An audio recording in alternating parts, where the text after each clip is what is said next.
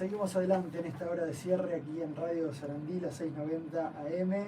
Ya estamos con Gerardo Caetano, historiador, politólogo, escritor, académico, un hombre que está en el área del pensamiento, en el área de la universidad y también divulgando eso que investiga, que trata de descubrir, aprender, pero no se lo queda para él, y me parece que eso habla también de cierta generosidad en el intelectual que sale a la cancha, a los medios, o mismo a nivel universitario para dar a conocer esos conocimientos.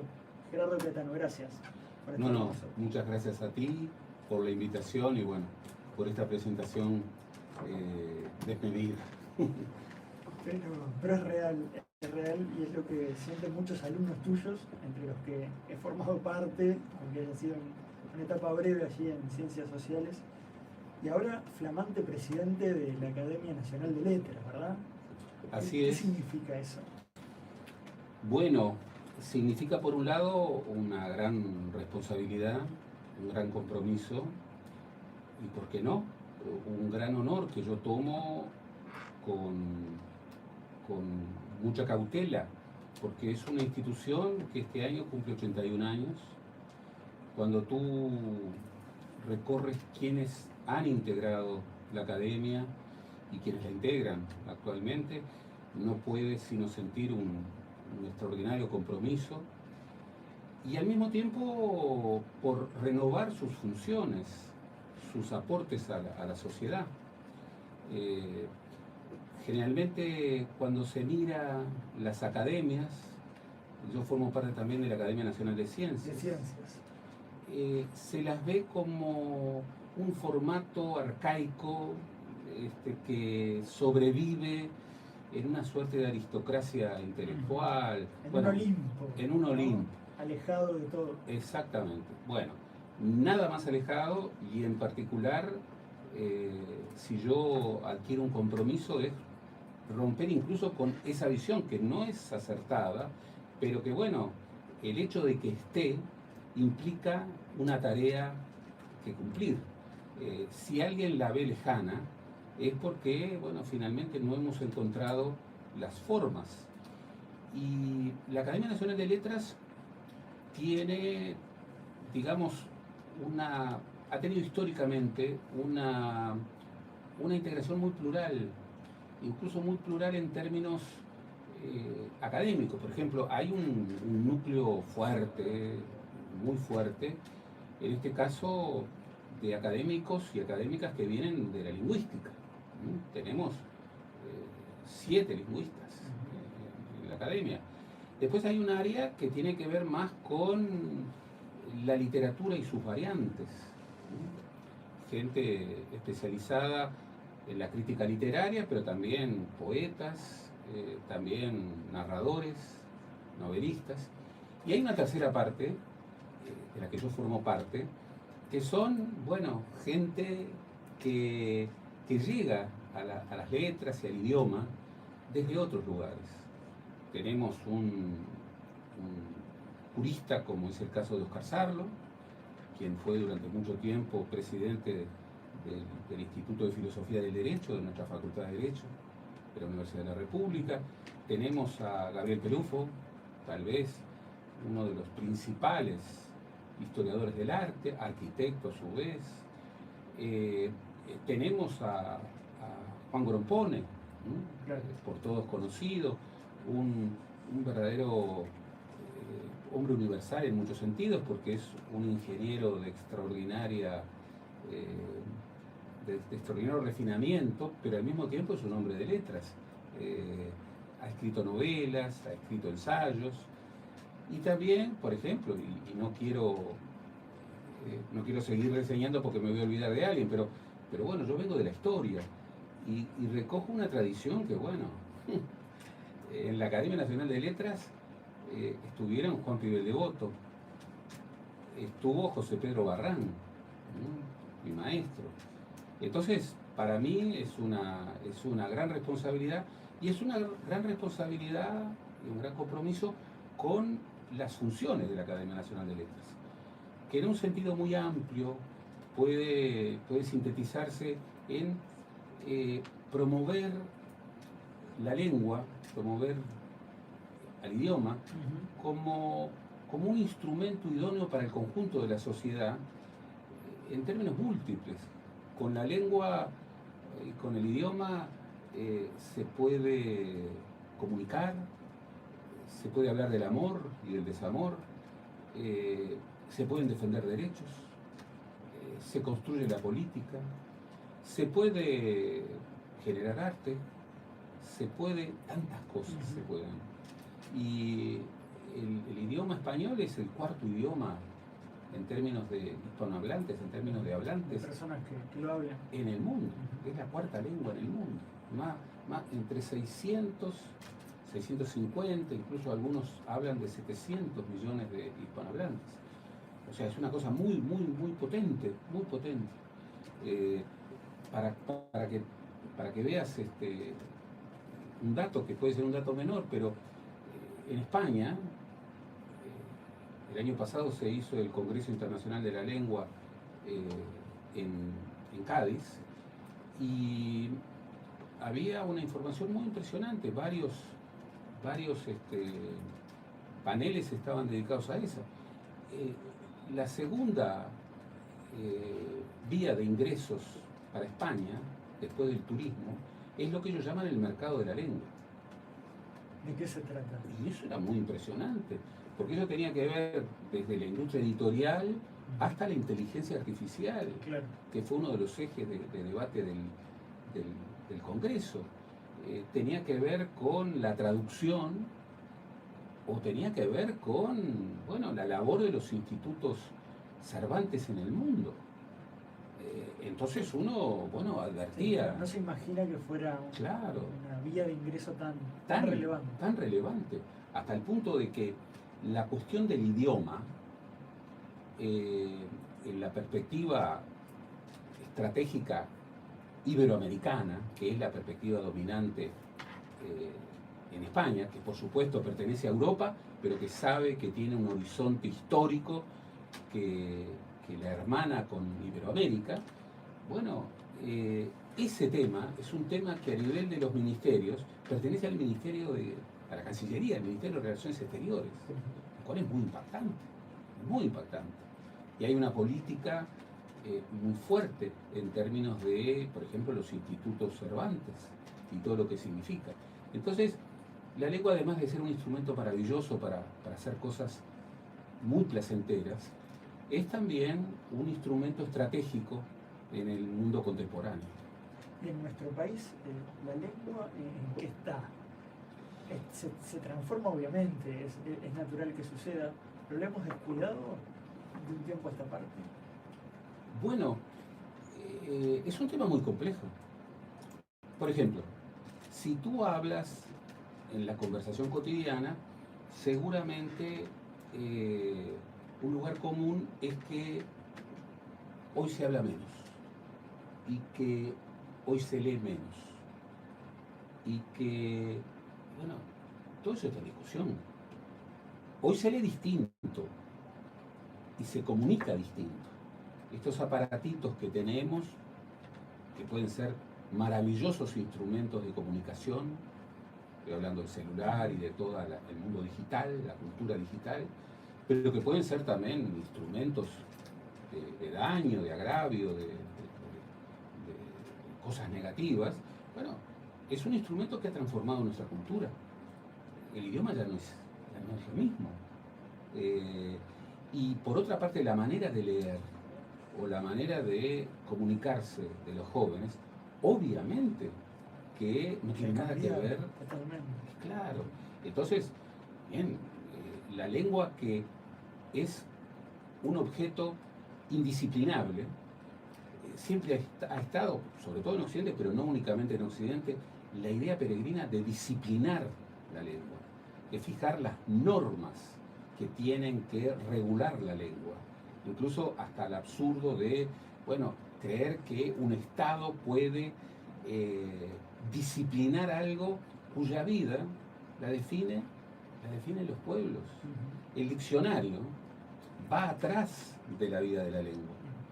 No es, digamos, el instrumento que tantas veces suponíamos como el que definía el mataburro, lo que estaba bien y lo que estaba mal. No, está persiguiendo a ver cuáles son los usos públicos de las voces para incorporarlos, y está viviendo de manera permanente. Yo propondría a los oyentes, por ejemplo, que tomaran cualquier palabra y que tomaran, estamos en la edición 23 del diccionario de la RAE, ya se inició la edición 24, el primer diccionario de autoridades que precede al primer diccionario de la Real Academia Española es de 1724, siglo XVIII.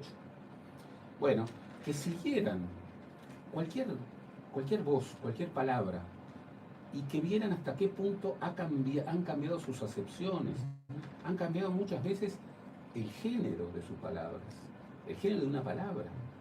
Es una aventura fascinante, ¿no? Y nos da esa idea de una cosa viva. De una cosa viva que nos encuadra también y nos ordena el pensamiento. Esto está estudiado filosóficamente, que la palabra y el idioma y la lengua nos ordena, nos ayuda a pensar, ¿no? El pensamiento se encuadra en la palabra. Por supuesto, por supuesto. Hay intelectuales que lo han estudiado de manera maravillosa. Aprovecho la oportunidad. En 2 semanas nosotros vamos a tener en Uruguay, traído por la Universidad de la República y con actividades públicas en la universidad, en la Facultad de Información y Comunicación, vamos a traer a un gran sabio, que es Peter Burke. Peter Burke, además de ser, bueno, un reputadísimo historiador cultural del Renacimiento, de la era moderna, ha sido, bueno, una especie de puente entre la historia y la lingüística. Y tiene libros maravillosos, por ejemplo, Dialogar y Callar, en donde nos abre mundos sobre hasta qué punto este tema siempre ha sido un tema polémico. Y hasta qué punto lo que tú decías es tal cual. Por ejemplo, él ha estudiado sobre el latín. Nosotros creemos que el latín se dejó de hablar en el siglo XV. Que murió. No. Está muy presente. Está muy presente. Y por supuesto de que el tema de las lenguas tiene mucho que ver con las matrices de pensamiento. No se piensa igual desde distintos idiomas. Esto a veces se ve muy claramente con esa cosa tan desafiante que es traducir. Esa cosa fascinante de la traducción. Bueno, por lo general, los grandes traductores es gente muy culta.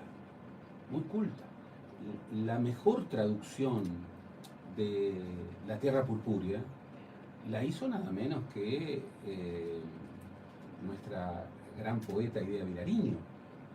Y uno diría, pero Idea, la poeta, bueno, era una magnífica traductora. Entonces, si tendrá que ver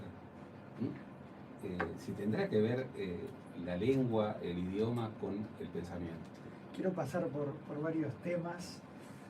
Ahora me hizo acordar esto que hablábamos de un meme, ¿no? Estos dibujitos que aparecen en las redes sociales, unos arqueólogos dentro de 1000 años intentando descifrar los emoticones que enviamos, ¿no? Las caritas, claro, como si fueran jeroglíficos. Claro, por supuesto.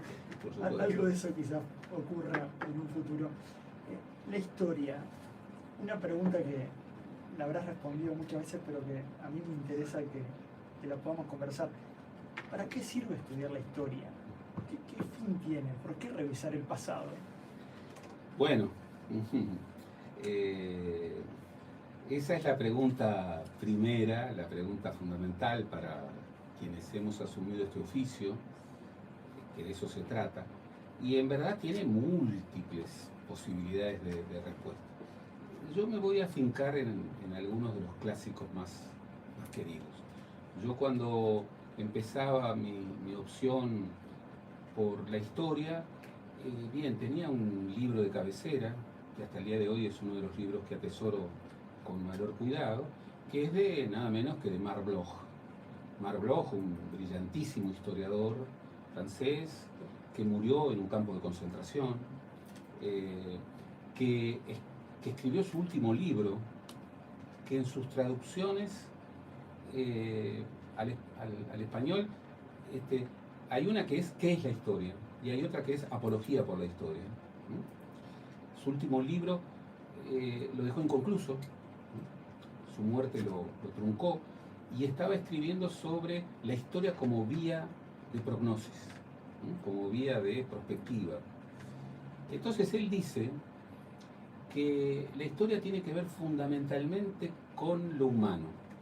Allí donde huele a algo humano, allí está el historiador. Y que era un grave error pensar de que el historiador solamente estudiaba el pasado. Él incluso en su libro cita, por ejemplo, a Henri Pirenne, otro gran historiador francés, que un día de visita en un país extranjero, de inmediato lo llevaron a ver museos. Y bueno, al 10º museo dijo, bien, pero yo quiero conocer a este país en el presente, quiero que me hablen del futuro, la vida, claro. Quiero la vida, no quiero ver cosas que me hablen solamente del pasado. Y él define la historia como el oficio, ya hay toda una primera definición, que estudia al hombre en sociedad, no a un hombre disperso, individual, no, al hombre en sociedad, en el tiempo, no en el pasado, en el tiempo. Bueno, esas tres definiciones, un oficio que estudia al hombre en sociedad, en el tiempo, bueno, abre tres mundos gigantescos, gigantescos. Un oficio,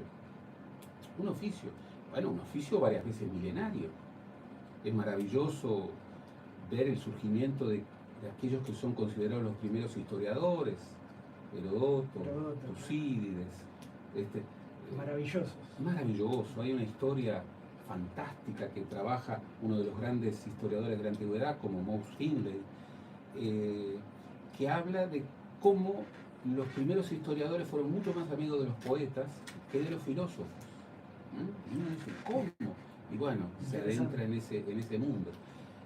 Fascinante. El hombre en sociedad, no las individualidades o los grandes hombres, no, el hombre en sociedad, lo cual muchas veces lleva, como diría Barran, a tratar de aguzar el oído para escuchar a los que no escriben, a los que no hablan, a los que son hablados por otros. Por ejemplo, Peter Burke tiene un espacio en el que nos propone tal vez una historia imposible, que es la historia del silencio. Y sin embargo es una historia posible. Barran trataba ferozmente en su historia sobre la medicina de escuchar la voz de los pacientes, que muchas veces eran relatadas por sus médicos, desde una relación de poder, claro, además. Y el tiempo, la temporalidad, que es uno de los temas más fascinantes y más difíciles. Vivimos en una sociedad en donde la fugacidad hace que el pasado prácticamente no importe, sea irrelevante, ya fue, y el futuro también haya una abdicación del futuro, en términos de que, bueno, caminar por las utopías es hasta peligroso, es vano, nadie puede prever lo que acontecerá, y sin embargo hablaba una y otra vez de que este tiempo de los flujos, como diría Castells, es un tiempo peligroso, porque este tiempo del eterno presente, esta idea de que la historia es una sucesión de eternos presentes, bueno, hace que no tengamos radicación en tradiciones, y muchas veces hablemos desde tradiciones, pero sin saberlo, entonces somos hablados por esas tradiciones que desconocemos.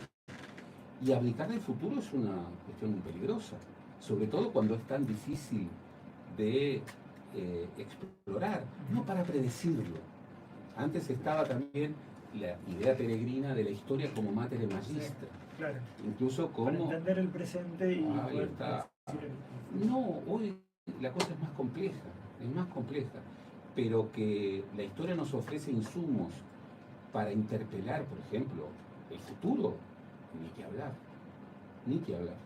Y cuando también habrás escuchado que se dice para no cometer los mismos errores.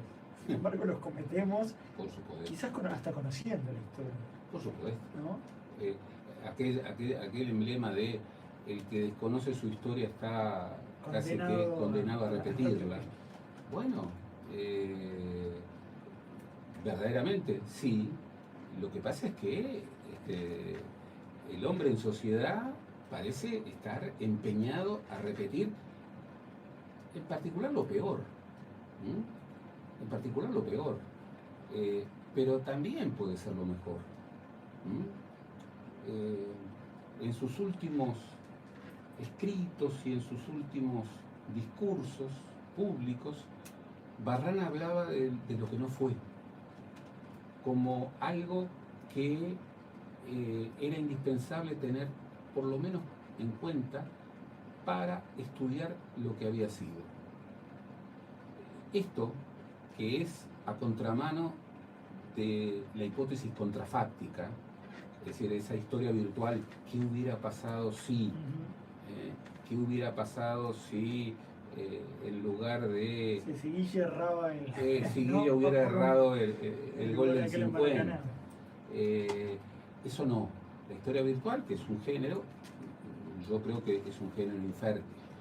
Eso no quiere decir que uno interrogue con densidad, de profundidad, lo que fue, que está documentado, que está registrado, parcial o más totalmente, pero siempre teniendo en cuenta lo que pudo haber sido. Porque si uno quiere recuperar la contingencia del proceso histórico, el hecho del no determinismo radical de los acontecimientos, bueno, tiene que reincorporar en su interpelación, por ejemplo, de un periodo histórico, bueno, esas posibilidades que estaban allí en curso y en las que en definitiva prevaleció una, pero no era la única que podía prevalecer. Mencionás a Barrán varias veces, se lo extraña. He tenido la posibilidad de leerlo últimamente y volviendo a aquello del principio de las letras, ¿no? Un formidable escritor. Bueno. Con la materia prima de la historia y de su investigación histórica, te lleva a un terreno casi literario, pero no es literatura, obviamente, no es ficción. Por supuesto. Y hoy... lo extrañas, me imagino. Bueno, cada día. No te imaginas cuánto. ¿No? Porque además de ser un brillantísimo historiador, del que nunca me cansaré de hablar, era una maravilla de persona. Era mi hermano mayor, lo extraño cotidianamente. Tenía virtudes personales superlativas. Y al mismo tiempo era un brillantísimo historiador que cultivaba la autocrítica. A mí a veces me genera casi que indignación y al mismo tiempo me genera sarcasmo. Cuando lo hacen objeto de crítica, incluso este año que hubiera cumplido 90 años, esta semana, el 23 de febrero, 90 años, a 15 años de su muerte, algunos le critican las tesis que él y Benjamín Nahum desarrollaron en el tomo cuarto de la historia rural del Uruguay moderno. La crítica más feroz sobre ese libro se la escuché a José Pedro. Se la hizo él. Exacto. Entonces, desde una capacidad de autocrítica, desde una generosidad intelectual tan grande, él también era un gran escritor, que podía fascinar y que tenía una obsesión que es la obsesión, yo creo, de los grandes historiadores, que es la obsesión de no hablar en jerga difícil para los colegas, sino tener la demanda de hablar para todos, para la gente, y de hablar de manera atractiva. Él ahí tenía, bueno, ciertas restricciones. Por ejemplo, a él no le gustaba hablar del pasado reciente. Él incluso se había fijado que no quería hablar de nada que lo incorporara a la historia posterior a su nacimiento. Él había nacido en 1934, entonces no quería estudiar nada. Hasta ahí llegaban sus investigaciones. Pero bueno, eso que lo discutíamos, además él como vicepresidente del CODICEN, al igual que Pibel y al igual que Eduardo Acevedo y que grandes historiadores uruguayos, siempre defendieron la historia del pasado reciente. La defendieron como un rol imprescindible del historiador.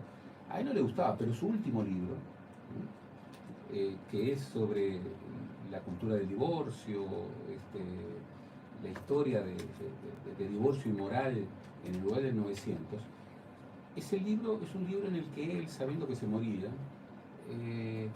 no puede ser leído, porque es un libro maravilloso de leer, pero puede ser leído como una especie de confesión, de un libro autobiográfico.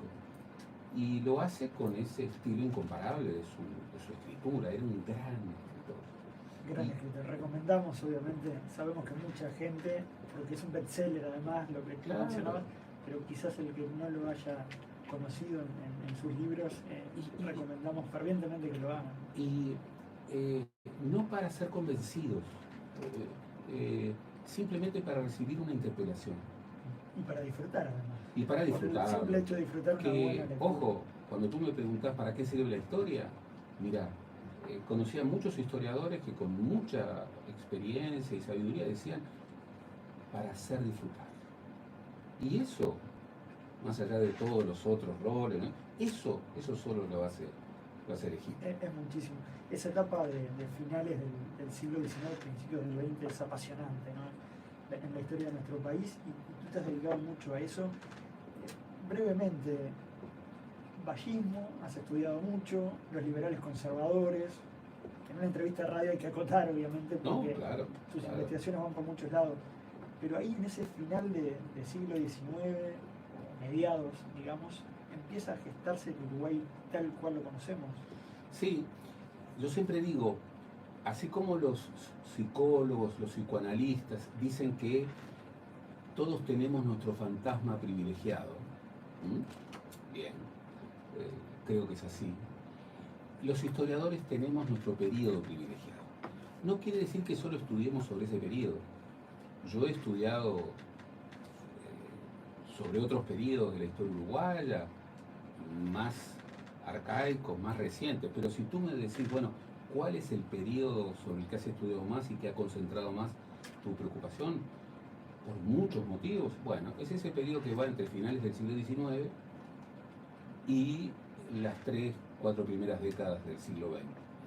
¿Y por qué? Y bien, porque en un periodo absolutamente excepcional, absolutamente desafiante, un periodo en donde había crisis, siempre se dice, era el país de las vacas gordas. Lean historia económica, van a ver que era un periodo de crisis cíclica, incluso en términos económicos.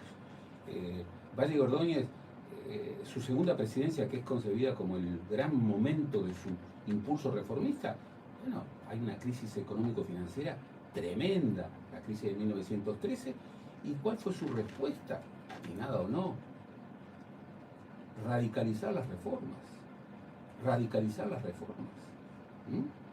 Bien, para mí es un periodo muy rico en donde hay generaciones de uruguayos realmente extraordinarios. Era un país con un enorme impulso transformador que no se reducía solo al vallismo.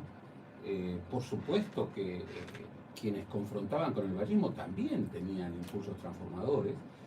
Era un país que iba más. Y era un país que construyó cosas perdurables. Por ejemplo, construyó una matriz democrática moderna que tuvo enorme sensatez en no ser construida desde una visión hegemónica, sino desde una visión pactada. Y tú ves todas las grandes construcciones institucionales de ese periodo fueron producto de pactos. Siempre se dice el Uruguay vallista. No, el vallismo se debió pactar. Por eso, ahí lo que yo digo respecto a las dos grandes familias ideológicas del 900, es que ese pleito, que fue fundamental, no se resolvió por hegemonía, se resolvió por pacto.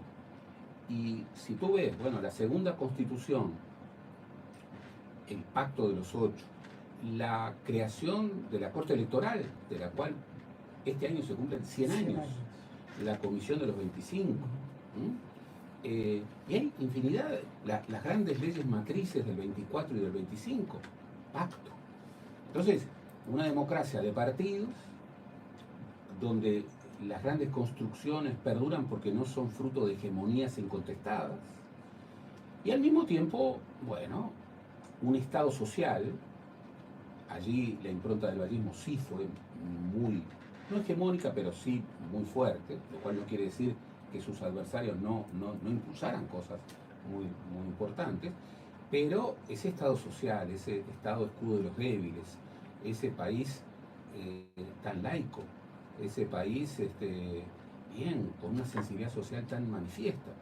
Si tú ves esas dos construcciones, bueno, de manera completamente diferente, pero aún están entre nosotros, incluso aún están entre nuestros debates, lo cual hace que este periodo, bueno, sea un periodo muy relevante, no para pecar de anacronismo, no para encontrar en los debates de entonces las pistas de nuestros conflictos de hoy, mucho menos para encontrar allí las recetas de lo que hay que hacer 100 años después.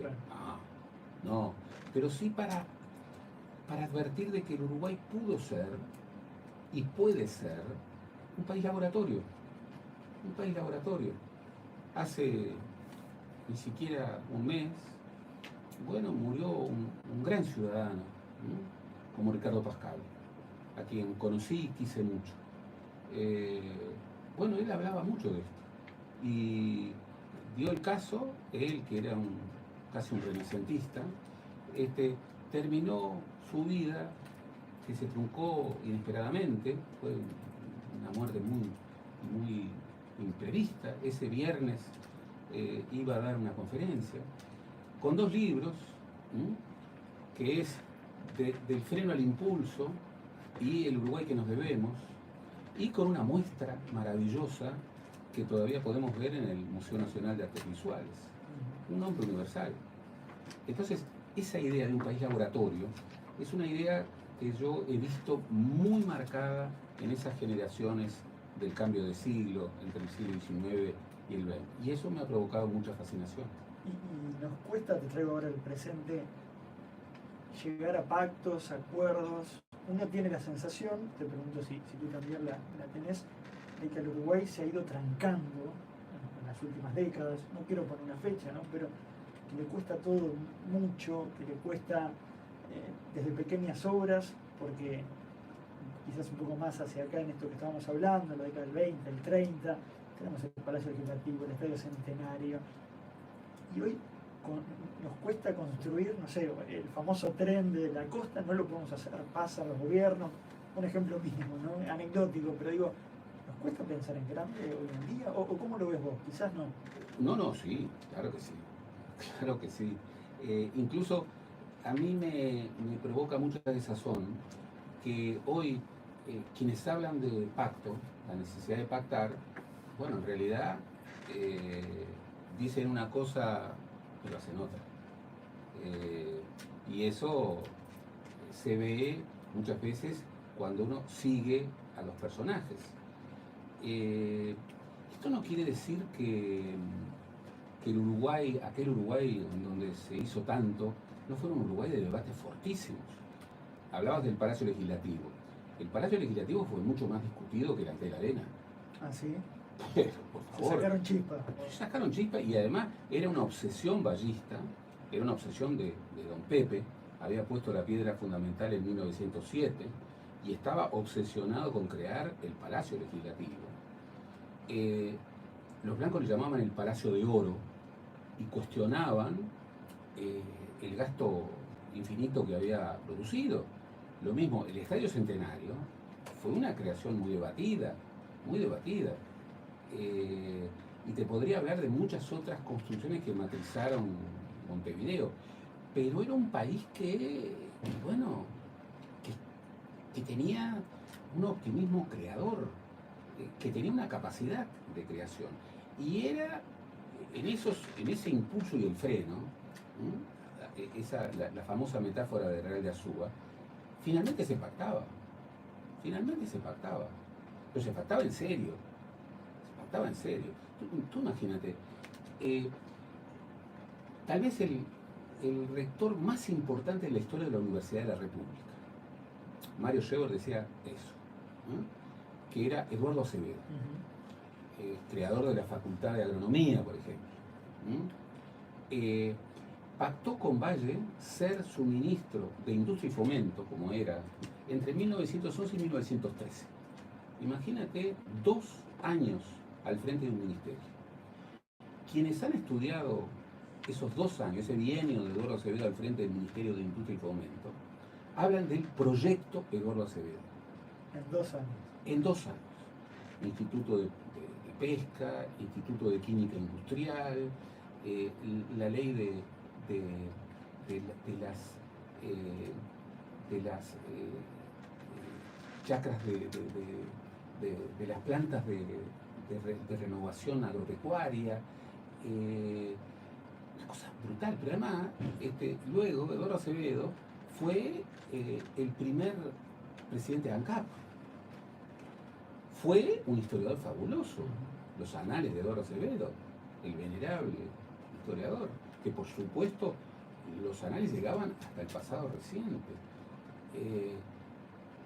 Cuando hubo que probar el carburante nacional, que era la idea de crear un carburante nacional con elementos que no fueran petróleo,